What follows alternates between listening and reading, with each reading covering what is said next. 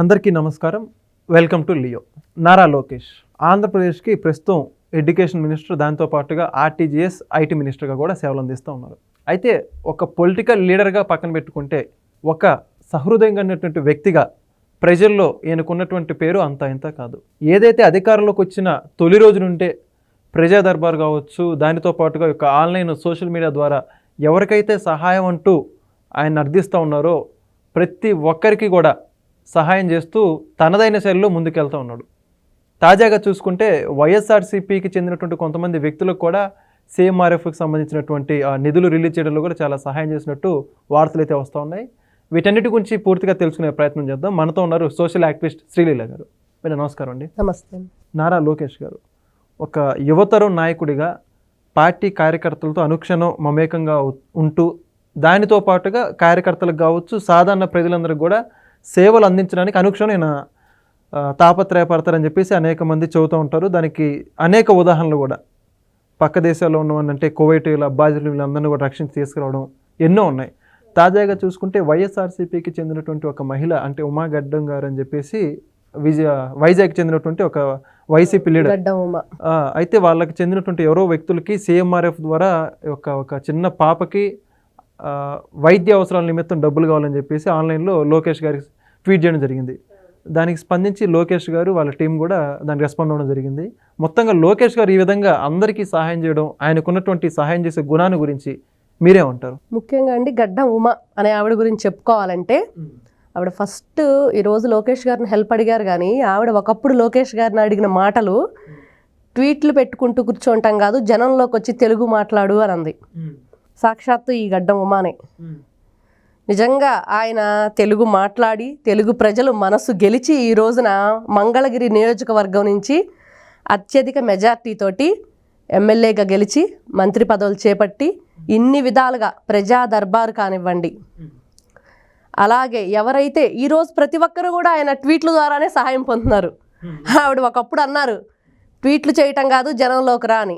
ఈ రోజున ఆ ట్వీట్లు చేసే ఎంతోమంది లోకేష్ గారు నన్ను ఇలా ఉన్న నా పరిస్థితి నన్ను కాపాడండి అని ఎంతోమంది వేడుకుంటే ఈరోజు అతను ఎంతోమందిని పాపం ఎక్కడికో కువైట్ వెళ్ళేసి ప్రాణాలకు తెగించి వాళ్ళు అక్కడ జాబులు అని చెప్పి వాళ్ళని ఆశపెట్టి వాళ్ళ పాస్పోర్ట్లు లాక్కొని వాళ్ళని చాలా ఇబ్బందులు గురి చేస్తే వాళ్ళందరినీ కాపాడి ఈరోజు తీసుకొచ్చింది ఇక్కడ జరిగింది. మనం ఎన్నో చూసాం. వాళ్ళే స్వయంగా మీడియా ముందుకొచ్చి లోకేష్ గారికి కృతజ్ఞతలు చెప్పుకున్నారు.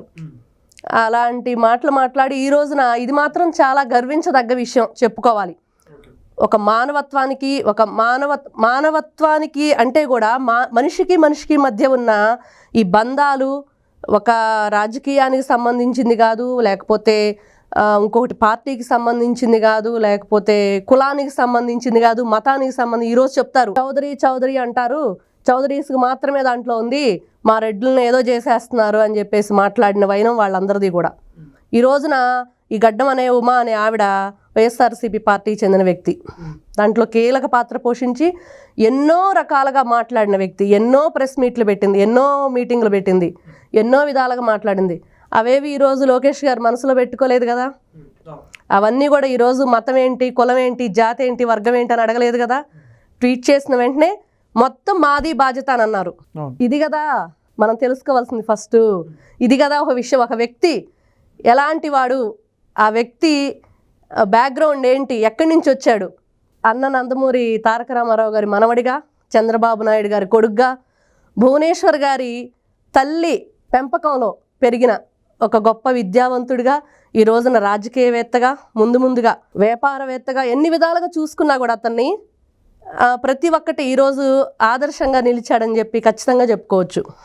ప్రతి ఒక్కరికి కూడా ఇంతకుముందు మాట్లాడిన వాళ్ళందరికి కూడా ఇది చక్కటి ఎలా చెప్పాలంటే గుణపాఠం అనొచ్చు. వాళ్ళు మాట్లాడిన మాటలకి లేదు అలాంటి వ్యక్తి కాదు అని కూడా మనం చెప్పుకోవచ్చు. గొప్ప వ్యక్తిగానే ఈరోజు మనం నిరూపించుకున్నాం. అదేవిధంగా ప్రజా దర్బార్ పెట్టారు లోకేష్ గారు.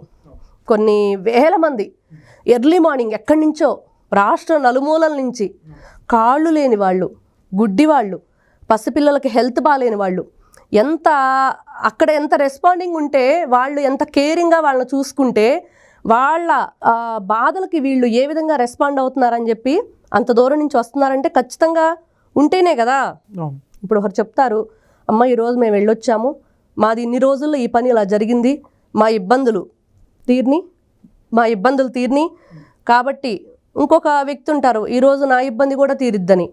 అలాగా ప్రజా దర్బార్ అనేది నిజంగా ప్రజలకి అండగా నిలబడి ఈరోజు లోకేష్ గారు తాతకు తగ్గ మనవడిగా, తండ్రికి తగ్గ తనయుడిగా తన గొప్పతనాన్ని, తన మానవతాన్ని, తన మానవతా విలువల్ని, హ్యూమన్ వాల్యూస్ అనేవి చాలా విలువైనవి. ఖచ్చితంగా ఈ రోజున అది పిల్లలకు కూడా మనం చెప్పాలి. అలాగే దాన్ని విద్యా విధానంలో ఒక పార్ట్గా కూడా తీసుకురావాలనే ఆలోచనలో కూడా ఉన్నారని చెప్పి తెలిసింది. దానికి తగ్గట్టుగానే ఈరోజు లోకేష్ గారు ఈ గడ్డం ఉమా అయితే ఎవరైతే ఉన్నారో, అలాగే అంతకుముందు జగన్ ట్రెండ్స్ అనేవాళ్ళు కూడా లోకేష్ గారికి ట్వీట్ చేశారు. దానికి కూడా అతను రెస్పాండ్ అయ్యి వాళ్ళకి హెల్ప్ చేయటం జరిగింది.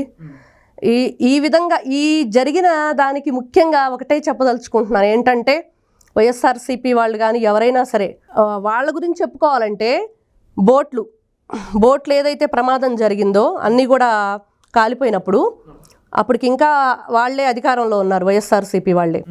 ఆ రోజున పవన్ కళ్యాణ్ గారు వెళ్ళి పరామర్శించి వస్తే వాళ్ళకి 40,000 రూపాయలు ఒక్కొక్కరికి వచ్చేసి తనకు తగ్గట్టుగా తను సహాయం చేయాలని చెప్పేసి తను ప్రకటించారు.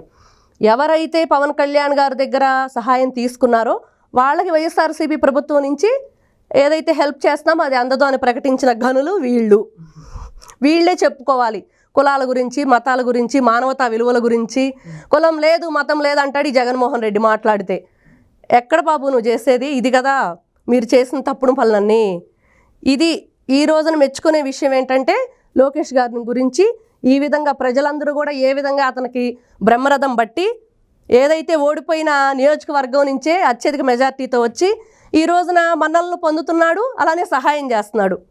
పార్టీ లేదు, వర్గం లేదు, కులం లేదు. అంటే ఇంతవరకు చెప్పింది కూడా సాధారణ ప్రజలకి లోకేష్ గారు అందించినటువంటి సేవలు. అయితే పార్టీ క్యాడర్ కావచ్చు, పార్టీ కార్యకర్తలకి ఇప్పటివరకు లోకేష్ గారు చేసినటువంటి మంచి పనులు అంటే దాని గురించి మీరే ఉంటారు?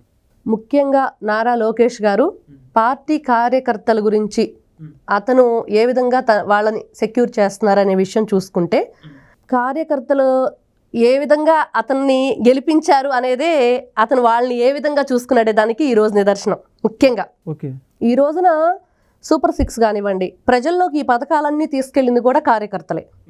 ఆ విధంగానే కదా వీళ్ళంతా కూడా ఈ రోజున ప్రమాణ స్వీకారం చేసి మంత్రులుగా రావడానికి కారణం కార్యకర్తలే. కానీ వాళ్ళు ఆ విధంగా జనంలోకి వెళ్ళి ప్రచారం చేయటానికి లోకేష్ గారు ఏ విధంగా వాళ్ళని చూసుకున్నారు, ఏ విధంగా వాళ్ళకి అండదండగా నిలబడ్డాడు. ఈ రోజున సోషల్ మీడియా కానివ్వండి, వీళ్ళ మీద జరిగిన దాడులు, దానికి సంబంధించి వీళ్ళు ఎటువంటి కేర్ తీసుకున్నారు. అందరూ కూడా ధైర్యంగా ముందుకొచ్చి ఎదిరించి పోరాడి వైఎస్ఆర్సీపీ ప్రభుత్వానికి నిలబడ్డారంటే ఈ రోజున కారణం కేవలం పార్టీకి లోకేష్ గారు కానివ్వండి, చంద్రబాబు నాయుడు గారండి, వీళ్ళందరూ కూడా మేమున్నాము, మీకేం పర్లేదు, ఏదైనా సరే కోర్టు కేసులు కానివ్వండి, పోలీస్ స్టేషన్లు కానివ్వండి, ఎంతోమంది ఎన్నో ఇబ్బందులు పడినా కూడా వెనకుండి నడిపించి ఏం పర్లేదు, మీ అందరికీ మేము అండగా నిలబడతాము. ఈ రోజున ప్రమాద బీమా కానివ్వండి, ఏదైనా అనారోగ్యం వచ్చినా సరే, దేనికి సంబంధించిందైనా సరే మేముండి ఇంటికి పెద్ద కొడుకుగా నిలబడతాను అని హామీ ఇచ్చి ఈ రోజున కార్యకర్తలకి వెనకుండి నడిపిస్తున్నట్లుగా మనం చూస్తూనే ఉన్నాము. అట్లాంటి వ్యక్తిని ఇంకా ఏమిచ్చి రుణం తీర్చుకుంటారు? కార్యకర్తలు పార్టీ కోసం పనిచేసి ఈ రోజున పార్టీని అధికారంలో తెచ్చుకొని సంతోషంగా దానికి రుణం తీర్చుకున్నారని చెప్పుకోవచ్చు బాబు గారికి, లోకేష్ గారికి. ఓకే, చాలా చక్కగా చెప్పారు. నిజంగా లోకేష్ గారి మానవతా విలువల గురించి కావచ్చు, ఆయన సహాయ గుణాన్ని గురించి కూడా. థ్యాంక్ యూ, ధన్యవాదాలు. నమస్తే. Please subscribe to Leo news for more videos.